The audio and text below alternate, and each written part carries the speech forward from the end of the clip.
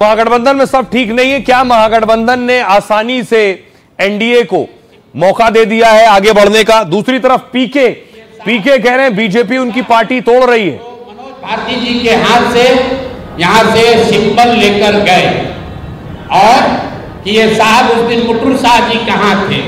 ये देखिए, ये हैं भारत के गृह मंत्री, ये भारत के गृह मंत्री हैं अमित शाह जी हैं भारत के गृह मंत्री, और साथ में है धर्मेंद्र प्रधान, डॉक्टर सत्य प्रकाश तिवारी। देख लीजिए, जनसुराज ने इनको उम्मीदवार बनाया 3 दिनों तक, और वापस लेने के पीछे का चित्र देख लीजिए।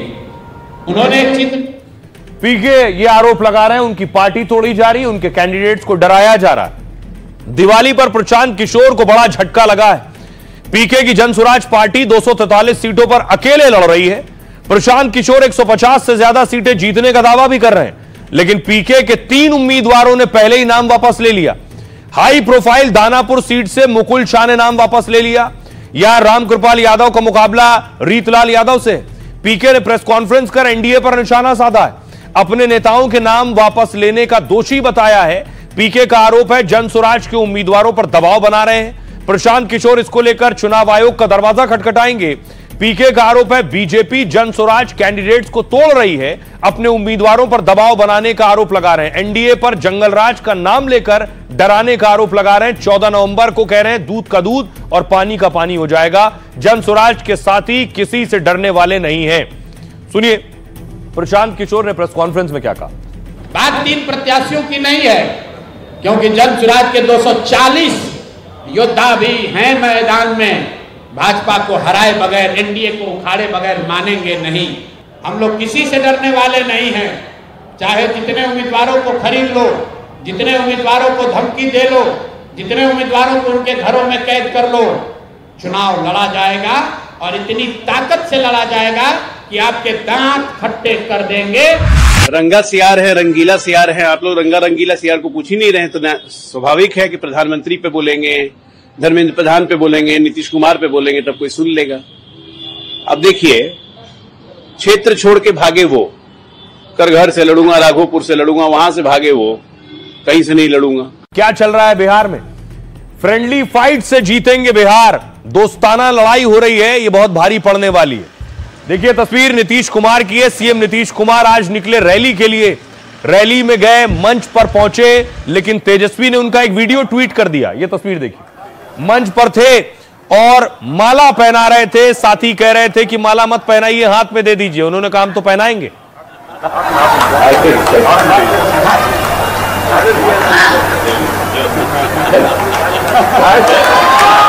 वो हाथ कर रहे हो, ये गजब आदमी है भाई। हाथ काय करते हैं तब तो सब।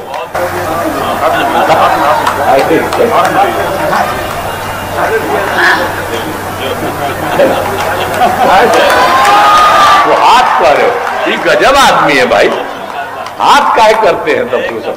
तो इसीलिए हम तो कहेंगे कि जिताइए, तो जिताइएगा ना, सब ठीक से ना, फिर आप बहुत आगे बढ़िएगा और हम लोग पूरा और ज्यादा सहयोग और केंद्र का भी सहयोग मिलता रहेगा।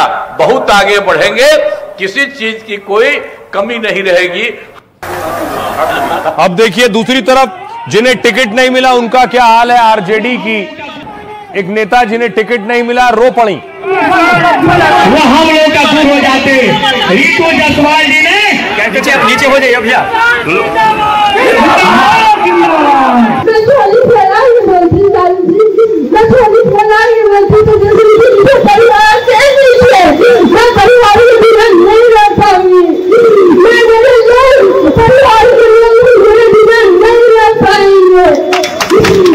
दूसरी तरफ एक नेता जब पहुंचे नॉमिनेशन के लिए तो उनकी गिरफ्तारी हो गई। ये आप देख रहे हैं नेता जो सासाराम के सत्येंद्र शाह हैं।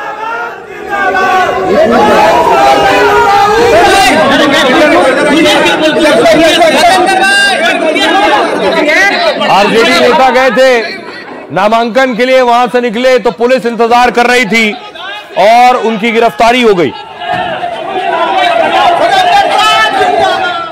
एक और नेता जो कि निर्दलीय गए थे नॉमिनेशन करने, कलामुद्दीन, उनकी पुलिस ने उठा लिया। फायरिंग मामले में फरार चल रहे थे।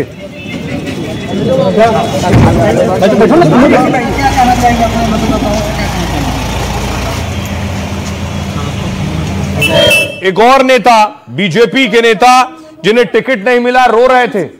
आज नामांकन के लिए जब पहुंचे जिस वक्त, तो कफन बांध कर पहुंचे।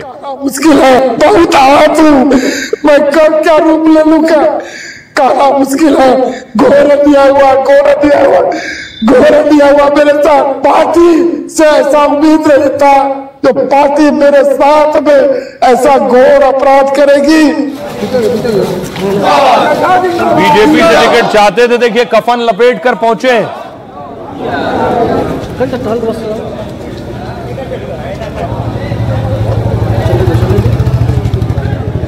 दूसरी तरफ कल एक और तस्वीर सामने आई थी राहुल गांधी की।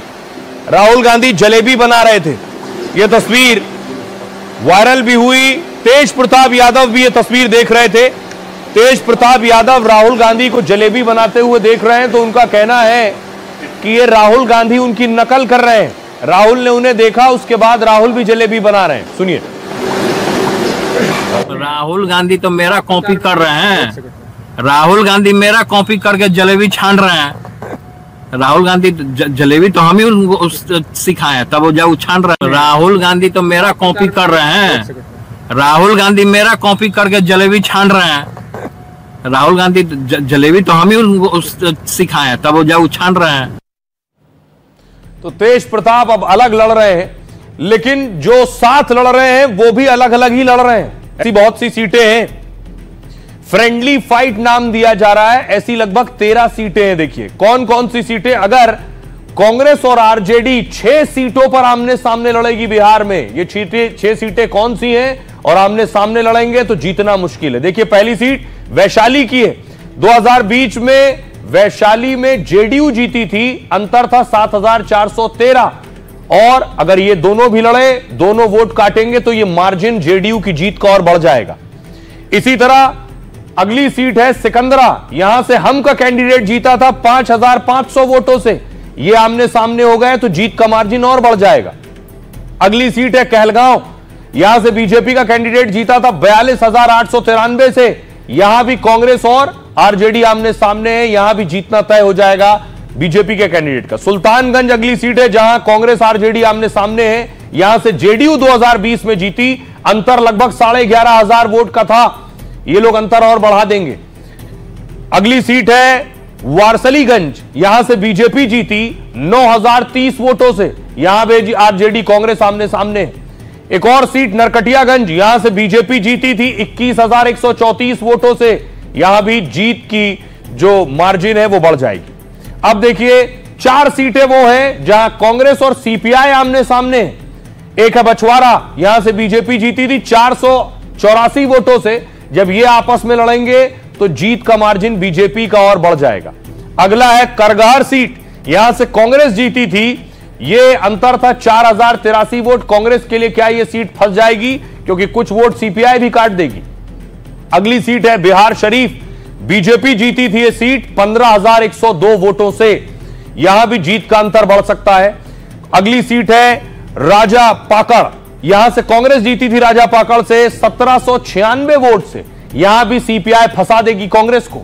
अगली सीट देखिए जहां आरजेडी और वीआईपी आमने सामने हैं, यह है बाबू बरही, जहां से जेडीयू चुनाव जीती थी 11,488 वोटों से। चैनपुर, यहां से बीएसपी जीती थी 24,294 वोटों से। और अगली सीट है गौराबौराम, यहां से वीआईपी जीती थी 7,280 के अंतर से, और यहां यह सीट वीआईपी की फंस जाएगी। तो महागठबंधन फ्रेंडली फाइट के नाम से लड़ रही है। सोचिए नतीजे आने के बाद अगर 13 सीटें 15 सीटें कम रह गई तो फिर मुकाबला एक तरफा हो जाएगा। सुनिए महागठबंधन के नेता क्या कह रहे हैं। हमारे कोई उम्मीदवार भाजपा में शामिल नहीं हुआ, आप लोगों को गलत फहमी है। उन्होंने अकेले निर्दलीय प्रत्याशी बना था और उन्होंने समर्थन भाजपा को किया है। अब अपने निजी स्वार्थ से हैं, उनको न राजभक्ति न देशभक्ति से कोई मतलब नहीं है। और जहां निजी स्वार्थ की बात आती है वहां पर डिफेंसेस होगा ही। गठबंधन में जब एक नहीं हो सकते हैं तो अगर किसी कारण से मौका आपको मिल गया तो सरकार बनाने में भी टक्कर बक्कर कीजिएगा, कहीं कोई आशा नहीं रहेगी आज सरकार बनेगी कल टूटेगी परसों होगा, अस्थायित्व की बात होगी। हमने लेटर लिखा, वो लोग तैयार नहीं हुए तो हम अपना चुनाव लड़ेंगे ना। हम तो 5 MLA वहां पर कामयाब हो चुके हैं हमारे, तो हम लोग वहां पर चंद्रशेखर आजाद रावण की पार्टी के साथ, जनाब स्वामी प्रसाद मौर्य साहब की पार्टी के साथ हम अलायंस में लड़ रहे हैं। मतदाता इस बात को देख रही है कि जो महागठबंधन सीट का बंटवारा नहीं कर सकती है वो कभी भी सरकार के लायक नहीं हो सकती है, और इसीलिए जनता ने मन बना लिया, मतदाता ने मन बना लिया कि एनडीए की सरकार 2/3 बहुमत से बने। लालू प्रसाद यादव कांग्रेस के प्रति ईमानदार नहीं है, अलायंस में ऐसे जो रहे, लेकिन कांग्रेस के प्रति ईमानदार नहीं है कि कांग्रेस ताकतवर हो, मजबूत हो, इस कहीं नहीं। मतलब जो एक अलायंस पार्टनर का हम 54 के हकदार हैं, हम 40 पैसे के हकदार हैं, वो भी देने को तैयार नहीं है। बीजेपी और चिराग जी का जो जुगलबंदी चल रहा है और अभी तक नीतीश जी एक साथ गए ही नहीं, नीतीश जी को अलग थलग करके ये लोग स्ट्राइक रेट में लगे हुए हैं, तो बचेगा ये लोग। नीतीश जी चुनाव के बाद आपको लगता है कि इन लोगों के साथ रहने वाले हैं? तो महागठबंधन में जिस तरीके से बिखराव आया है, मुझे लगता है अब रहा उन लोगों ने हमारी और आसान कर दी है। 2025 में हम लोग 225 सीटों के लक्ष्य के साथ हम लोग निकले थे, मुझे लगता है अब इससे भी हम लोग कई आगे चले जाएंगे।